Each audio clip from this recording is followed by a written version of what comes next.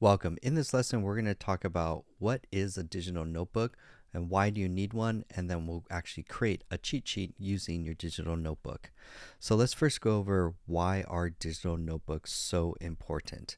The main thing is because ChatGPT, these are tools just to output text. They're not text editors, meaning you can't just double click in any of these prompts to kind of change one or two of the words. Regardless of whatever AI tool that you're using, ChatGPT, Claude, the workflow is you give a prompt to the model. You get, like, say here, for example, I just said, hey, give me 10 headlines for a Facebook ad. And I'm like, great, whatever. I got the output. I'm like, awesome. I translated it for average Joe, which is my favorite prompt because it always just uses words people don't use. So I'm like, okay, I'm very happy with the response. Remember, our checklist is first, is it 80% there? Yeah, that's 80% there. That's good enough. I'm not looking for perfect from these models. And then second is translating it for average Joe. So it's like readable. So it like uses more real world language. And I'm like, okay, I'm happy with this. This is 80% there. And I like the language. I could work with this, whatever the output is after you get your prompt. The next step is to use a digital notepad. There are three different ones. Pretty much, so you have Notion as one, Google Docs as another, Apple Notes, and Evernote. But regardless of which one you choose, I highly recommend to really invest the time and then learn how to use Notion. Notion price wise is $8 a month, but here's the value that you get, and this is kind of funny. In the days before AI, you actually, and when we had the huge shift not too long ago, a few years ago, where everyone had to work in the digital world, you had to use a computer, you had to organize files, all of your work and anything to generate revenue was done on a computer. So now, basically, what people felt, there was a trend a couple years ago where people were burnt out, they were overwhelmed, there was information overload. So there was a trend that was called building a second brain, pioneered by this gentleman Tiago Forte. I highly recommend to read the book or even watch his YouTube videos to get the concept. But here's the main takeaway. Our brain, from, say, for example, David Allen from the book Getting Things Done, everyone wants to be more productive. Everyone wants to be more organized, especially online. And so when people came out with, David Allen came out with the book of Getting Things Done, it was a framework for productivity, which was great, but it was missing the tools to help. And so that's where Tego Forte took it a step farther and introduced, he took Notion and tailored Notion as a framework to use it as building a second brain. Now, what does that mean? That means basically what David Allen says is your brain is for having ideas, not for storing ideas. You can only store you can only store so much information in your brain. It means your brain is pretty slow at storing information that's important, especially if you're a creative, if you're a writer, blogger, if you need to consume and digest lots of information to create something new. Exactly what AI does today, but this came out before AI, and it's still, regardless, even if AI goes away, this is still a really good principle. So building a second brain just means using a digital notebook to do three things. One, capture all important information. It's easy to store information in Notion, just a list of files. Like, say, for example, I have a list here of all my documents. It's one file, one table, one list. Every document that I need, there's 300 in here, but it's all saved in one master list. I know it's not anywhere else. When I do my live webinars about AI, I don't have to remember, what's the email that I send? What's, like, say, for example, I send a follow-up email after every meeting. I'm like, oh, what do I say in the email? I'm like, oh no, here's a template. Save. Oh my God, where are those links that I need? I need my Canva presentation. I need to do a course. Oh yeah, I do a demo with this PDF document right here during the demo presentation. I'm not scurrying around trying to like rush around trying to figure out where's all my files and be unorganized. I have one master cheat sheet here, even with notes about new things that I learned, so that I can reference them, practice with them, and improve and move this to eventually my long-term memory. This becomes a cheat sheet. I don't have to worry about where's the notes or anything or be scatterbrained. It's all in Notion. It's only in one list, documents. That makes it very easy for me come time 5 minutes before the webinar is about to start. I don't have to stress out. I just pull up my cheat sheet. It's easy to find, has all the notes, and none of these notes or information is stored in my brain. I could easily give a presentation using my digital notebook to help me as my digital brain. That's why Notion and other that's why Notion is the best. There's like Evernote, which is mediocre. It's too expensive too. Google Docs, the problem with Google Docs is that you can't search across files. Everything is just an independent file. It's horrible for note taking. It's not meant for that. So that's why we're going to be using Notion throughout this course. And the great thing about the membership that you got access to is that I'm also going to show you how to use Notion. I'm going to give you my productivity template. I'm going to teach you how to use, because Notion does have a high learning curve, but once you learn it, it's amazing of what you can do with it. Like with it, it's such a hack. Like you literally triple your brain power. Like that's amazing. Improve your memory. You never forget a fact, a task, basically. So let's do an action item. Here's the action item that I want you to do. You can use Google Docs starting off. You can use Apple Notes if you can't afford Notion for whatever reason. Like start with what you have and then grow from there. I'm going to be using Notion throughout this course, and I recommend that you do too. So we're going to do 3 things with creating a Notion file or a Notion document. If you're in Notion, you could just go on the left-hand side and just create a new, under private space, just create a new page. Super simple. And then title it AI Cheat Sheet. If you're following along on a Google Doc, you're going to call it AI Cheat Sheet. Same thing. And now this AI Cheat Sheet is going to do 3 things. So we picked our tool, great. Second is that we want to outline this tool with 3 important things because we'll be using this throughout the course and other tools.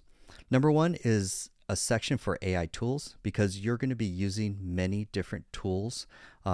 Each one, there's no one master tool that's the best of be all. Like there's a tool for a specific task. Like if you're doing coding, I'm going to use Claude and I'm not going to use ChatGPT because ChatGPT is pretty mediocre as far as for coding, especially for bigger projects. So I'm going to go to Claude if I'm writing a program. If I'm writing a marketing copy for a website, I'm going to go to Jasper. Yes, ChatGPT can write copywriting, but again, some tools are pretty mediocre and there's a tool that's for the specific job that you're working on. Or even if I'm going to Google for researching, I don't go to Google, I use Perplexity, for example. So to make your life super easy, we're going to list out, and you'll add tools that are specific to your use case over time. You may not use Jasper, it's not relevant, but just the concept is list the AI tools that are important to you, add some context, why you use this tool so that it's, again, stored in the digital notebook so it's not stored in your brain to overwhelm you with burnout, basically. So you don't get, oh my God, what do I need? Which tool do I use for whatever task? Once you write out ChatGPT for writing, for example, or for copywriting or for whatever task, just an easy reference for you, go to ChatGPT, copy the URL, chatgpt.com. You could do, and the principle is for any tool that you're using, copy, and then highlight. And if you do Command V, you can right click and choose paste. Either of those work. And that turns this into a hyperlink. That's going to save you when you're ready to do work. You don't have to find that bookmark, or you don't have 14 tabs open. You're like, which tab is ChatGPT? Or, oh my God, which tab do I need? When you're ready to work, you're like, here's my cheat sheet. I click on my link. I'm ready to start using the tool. You want to cut down the time from navigation, having to go to chatgpt.com. That's just a waste of time of navigating. So then after you write your tools, hyperlink them. Great for reference. Second is for your favorite prompts. You won't have any favorite prompts right now, but if you do, just write one, like write a catchy description for my new product or service. Something simple. It's a placeholder. But as you use the course and as you start using ChatGPT or other tools throughout your day, start saving your favorite prompts there. You're like, man, that was super handy to help me write this email, write this title for this blog post. I used all my prompt engineering skills to write this really awesome prompt. Save it here. That way you have the tool and the prompt to work smarter and not harder. The last part, this is more of a productivity framework that I teach. So the goal here is to get you to think in a digital notepad, and second, to break down whatever project or your task that you're working on into smaller steps. Because when you're working with ChatGPT or any tool, people make the mistake of working with these tools and giving them too big of a task. Like, say, go write a blog post about XYZ topic. ChatGPT will respond and give you very verbose answer. It will repeat itself and it'll sound like a Wikipedia article. And then you'll get deemed for writing a horrible article because people know that you just took whatever ChatGPT wrote. You gave it too big of a request. So we want to break whatever, and this is just a very simple framework, but copy this framework here and use it as a reference, just a template, as you start working on other tasks or projects. So it has 3 parts. The first part is to also, this is like task and project management. This is such a very valuable thing to learn. Number 1 is you're going to write down the goal of the task that you're trying to accomplish. Like, I want to create a Facebook ad. Great. It's thought. You have the title. You know what you're trying to accomplish. Second is save any important websites, links, files, documents, notes, facts, anything important that's going to help you accomplish this task in bullet points underneath your goal. Here's the reason why. The analogy is, if you ever watched a McDonald's worker, when the McDonald's worker goes to assemble a burger, you don't see him running over to the fridge to go get buns and then running over to the other side of the place to go get lettuce and then running over to get his tools and then running over to us.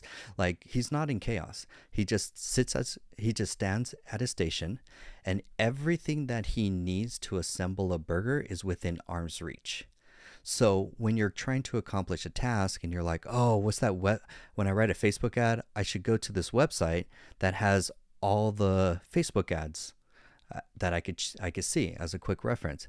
It's not bookmarked. It's not buried in 32 different tabs that you have and you're trying to figure out which one is that one link.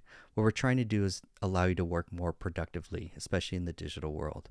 So save all those special facts. It could be you're writing an ID and the account number is 12345, something like that. But it's now stored right here, everything you need to accomplish this task, because you'll start this task on Monday or Friday. You'll start this task, you'll get halfway through and you'll close your laptop. You'll come back Monday and you'll need to pick up exactly where you left off. Having this framework is going to unbelievably triple your productivity. The next thing you want to do is break down whatever task that you're working on into at least 3 smaller steps.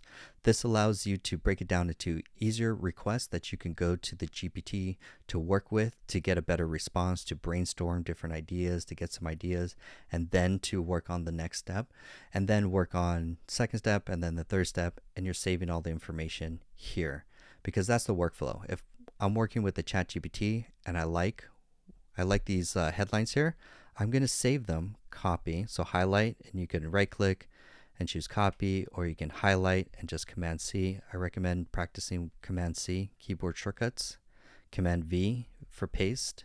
So just for those people that like shortcuts, let's do this real here. Command C for copy and Command V for paste. Start using keyboard shortcuts. They're going to start making your life a lot easier as you start working faster. So then I took some information for ChatGPT. Remember, we got something good enough from here. The next step, copy and paste it in your notebook below your project.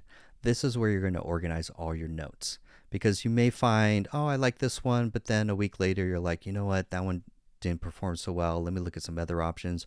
Or maybe you're going to, what I call Frankenstein.